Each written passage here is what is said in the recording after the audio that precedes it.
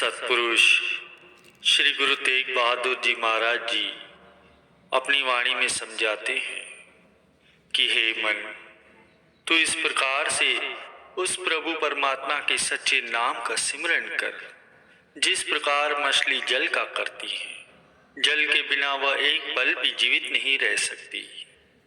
परम संत श्री कबीर साहिब जी भी ये गुरु को वीडियो लाइक करना, सब्सक्राइब करना प्लीज ही उपदेश देते हैं कि सुमरन से मन लाइए जैसे पानी मीन, प्राण तजे पल बिशुरे सत्य कबीर कही दीन। मालिक के सिमरन में मन को इस प्रकार से लगाओ जिस प्रकार मछली जल से चित्त को लगाती है।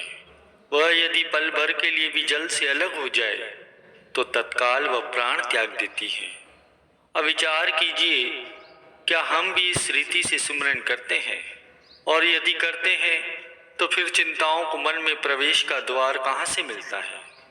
सत्य तो यही है कि जब तक हमारा मन नाम सिमरन में व्यस्त रहता है तब तक कोई चिंता हमें व्याप नहीं सकती। परंतु जब स्वयं हमारा मन ही इन संसारी वस्तुओं का चिंतन करने लगता है और नाम सिमरन से लापरवाह हो जाता है, तभी हम चिंताओं और दुखों से गिर जाते हैं। कई सत्संगी अभ्यासी इस लक्ष्य को सम्मुख रखकर सिमरन करते हैं कि नाम का स्मरण करने से धन संपत्ति में बढ़ोतरी होगी, संतान का सुख प्राप्त होगा, मान सम्मान मिलेगा। और जब उनकी ये कामनाएं पूर्ण नहीं होती तो समझते हैं कि नाम सुमरन से कोई लाभ ही नहीं हुआ। ऐसे लोगों की मन बुद्धि और समझ बूझ रुहानी नहीं है। वे अभी सांसारिकता से ऊपर उठे नहीं। पावन नाम की वास्तविकता से वे पूर्णतः अनभिज्ञ हैं।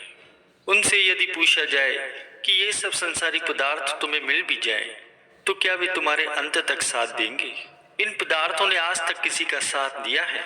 ये सब संसारिक पदार्थ तो अनित्य है, अस्थायी है। फिर इन वस्तुओं की मांग करना रूहानी दृष्टि से कितनी बड़ी भूल है। और फिर ये भी विचार करने की बात है कि यदि नाम सिमरन का फल ऐसा असत्य और असार हो तो सत्य नाम के सिमरन करने का फायदा क्या हुआ? भजन सिमरन के उपरांत भी यदि सुरती उन्हीं असत वस्तुओं में अटकी रही और सूरत में वही वस्तुएं उभरने लगी तो अंतमति सोगति। ये नियम के अनुसार मनुष्य को निम्न योनियों का शिकार होना पड़ेगा। ये कितनी बड़ी हानि है। प्रेमियों, प्रकृति के नियम ने तो अपना काम करना ही है। जहाँ आस है वहाँ वास तो प्राप्त होना ही है। इसलिए संत महापुरुषों के कथनानुसार मन को संसार के सिमरन से हटाकर केवल उस कुल मालिक के सिमरन ध्यान में लीन कर दो, तभी तो सच्चे सुख और परम शांति के अधिकारी बन सकोगे। संत महापुरुषों ने तो नाम सिमरन से वंचित ये सुंदर शरीर, उत्तम स्वास्थ्य और दीर्घायु की भी सराहना नहीं की है। अभी तो ये फरमाया है कि जीवन थोड़ा ही भला जो सत्य सिमरन होए, लाख बरस का जीवना लेखे दरे न कोई। जीवन तो वही उत्तम है जो उस कुल मालिक के भजन सिमरन में ही व्यतीत हो। वह यदि थोड़ा भी है तो भी अति उत्तम है। और ठीक इसके विपरीत जो मनुष्य नाम सिमरन से वंचित है, वह यदि कई वर्षों तक के भी जीवित रहे, गुरु वीडियो लाइक कर देना, सब्सक्राइब कर देना प्लीज, तो उसकी ये दीर्घायु कोई काम की नहीं है। इसीलिए संत महापुरुष उपदेश करते हैं कि नाम के बिना जीवन कोई काम का नहीं है। उसकी विद्या अविद्या के समान है और संसार का सुख भी दुख के समान है।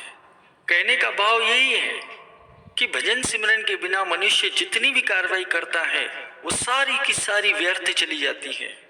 इसीलिए गुरुमुख सेवक के हृदय में तो केवल गुरु शब्द की ही लगन होनी चाहिए। वह सदैव ही अपने गुरु के शब्द के अभ्यास में लीन रहने का यत्न करे और ऐसा करने से उसे सब कुछ स्वयं ही प्राप्त हो जाएगा। सब इच्छाएं आशाएं हाथ जोड़कर उसके दरवाजे पर खड़ी रहेंगी। रिद्धियां सिद्धियां उसके सामने हाथ जोड़कर खड़ी रहती है। यदि वह उसे स्वीकार करें तो वे अपना भाग्य मनाएंगी। प्रेमियों, नित्य प्रति सुबह शाम सभी गुरुमुख जन श्री आरती पूजा के समय स्तोत्र में ये गायन भी करते हैं कि सुख सुयश सुगति सुबुद्धि सुशांति बिन प्रयास सुपावतम। जो भी गुरुमुख श्री सद्गुरुदेव जी का सुमरन ध्यान करते हैं तो उनको बिना किसी प्रयास के ही सुख, यश, गति, बुद्धि एवं शांति प्राप्त हो जाते हैं। अब विचार कीजिए कि जिसे ये सब वस्तुएं प्राप्त हो जाए तो उसका जन्म सफल नहीं हुआ। उसको किस चीज की कमी रह गई। संसारी मनुष्य भी तो इन्हीं चीजों को पाने के लिए मारे मारे फिरते हैं, परंतु ये सब वस्तुएं उनके हाथ में आती नहीं, क्योंकि उनके मन में संसार की असत वस्तुओं ने अपना वास करके रखा है।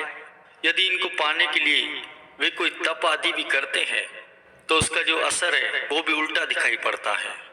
उसका कारण भी वही है, वो जो तप करते हैं वो मनमति के अनुसार करते हैं, उसमें संत सदगुरु की मौज सम्मिलित ही नहीं है। इससे मन पर और अधिक मैल चढ़ती जाती है, क्योंकि उस पर अहंकार का पर्दा चढ़ जाता है।